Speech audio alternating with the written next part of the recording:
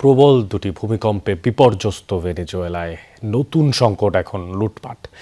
দুর্ভোগ পরিস্থিতির মধ্যেই একটা সুযোগ তৈরি করে নিয়েছে, বিশেষ করে দোকানপাট, শপিং মলে লুটপাট চালাচ্ছে এক শ্রেণীর দুর্বৃত্তরা।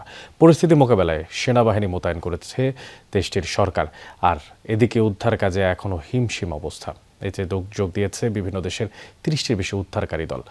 এই পর্যন্ত উদ্ধার হয়েছে ৯২০ জনের মরদেহ। জাতিসংঘের সংখ্যা এখনও নিখোঁজ প্রায় ৬০,০০০ মানুষ। ভয় আর আতঙ্কে খোলা আকাশের নিচে অবস্থান হাজার হাজার মানুষের। সিলন টি রপ্তানিতে শীর্ষে। একের পর এক দোকান, গুদাম ও সুপারমার্কেট থেকে লুট হচ্ছে খাদ্যদ্রব্য সহ নানা পণ্য। কেউ বস্তায় ভরে, কেউ বা থলিতে, আবার কেউ খালি হাতে যা পাচ্ছেন তাই নিয়েই যাচ্ছেন। এ দৃশ্য ভূমিকম্পে বিপর্যস্ত ভেনেজুয়েলার। দুর্যোগের মধ্যেই মানুষের বেপরোয়া আচরণে বিশৃঙ্খল এই পরিস্থিতি সামাল দিতে হিমশিম খাচ্ছে নিরাপত্তা বাহিনী। লুটপাট বন্ধে এরই মধ্যে সেনাবাহিনী মোতায়েনের নির্দেশ দিয়েছেন অন্তর্বর্তী প্রেসিডেন্ট ডেলসি রড্রিগেজ। এদিকে বিপর্যস্ত ভবনের নিচে এখনও চাপা পড়ে আছে হাজার হাজার মানুষ। জাতিসংঘের দাবি এই সংখ্যা প্রায় ৬০,০০০। এখনও জীবিতদের উদ্ধারের আশায় দিনরাত অভিযান চালাচ্ছে উদ্ধারকর্মীরা। বের করা হচ্ছে একের পর এক মরদেহ। নিখোঁজ স্বজনদের সন্ধানে নির্ঘুম রাত পার করছে ভেনেজুয়েলার মানুষ। এখনও অনুভূত হচ্ছে আফটার শক। আতঙ্কে বাড়িঘর ছেড়ে খোলা সড়কে অবস্থান নিয়েছে অনেকেই। আমরা রাস্তায় ঘুমাচ্ছি, খাবারের জন্য হন্যে হয়ে ঘুরছি।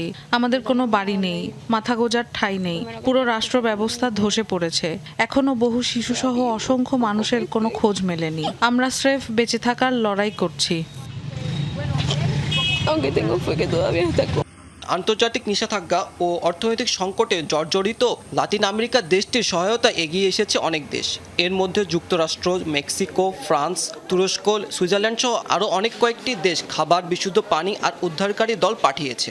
বিশ্বের বিভিন্ন দেশ থেকে প্রায় ১,৬০০রও বেশি উদ্ধারকর্মী, ১০০টি প্রশিক্ষিত কুকুর সহ মোট ৩০টি বিশেষ উদ্ধারকারী দল এখনও ভেনেজুয়েলায় অবস্থান করছে। ভেনেজুয়েলায় জরুরি উদ্ধার ও ত্রাণ সহায়তায় $১৫ মিলিয়ন বরাদ্দ দিয়েছে জাতিসংঘ। আক্রান্তদের চিকিৎসা সেবা, আশ্রয় ও খাদ্য সহায়তায় বিভিন্ন দেশ এগিয়ে এসেছে। বিশ্ব খাদ্য কর্মসূচি সংস্থা জানিয়েছে, ভেনেজুয়েলায় ১০,০০০-এরও বেশি পরিবারের জন্য ২ মাসের খাবারের মজুদ রয়েছে তাদের কাছে।